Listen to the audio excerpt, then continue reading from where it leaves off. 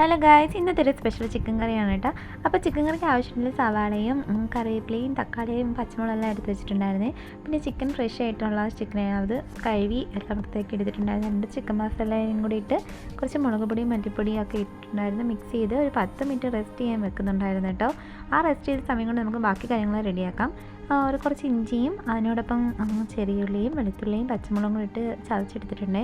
ഇനി അടുപ്പത്തൊരു പാൻ വെച്ചിട്ടുണ്ട്. ഇനി അതിനകത്ത് ആവശ്യത്തിന് ഓയിൽ ഒഴിച്ച് കൊടുക്കാവേ. ആ ഓയിൽ ഒഴിച്ച് എണ്ണയൊക്കെ ചൂടാൻ വരുമ്പോൾ നമ്മൾ ചതച്ച് വെച്ചേക്കുന്ന റെസിപ്പീസ് ഇട്ട് കൊടുക്കുക. നന്നായിട്ടൊന്ന് വഴട്ടി വാടി വരുമ്പോഴത്തേക്ക് സവാളയും കുറച്ച് ഉപ്പും കൂടി ഇട്ട് കൊടുക്കാവേ.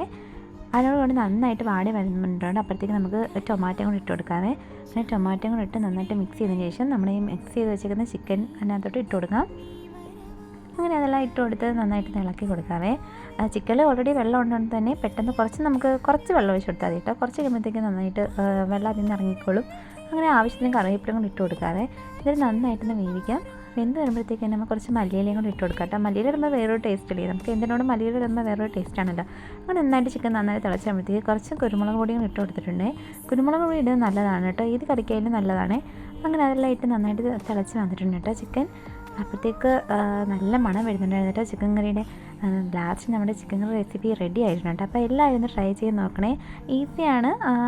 എല്ലാവരും ഒന്ന് ചാനൽ സബ്സ്ക്രൈബ് ചെയ്ത് ലൈക്ക് ചെയ്യുകയും ചെയ്യണേ. Okay, by.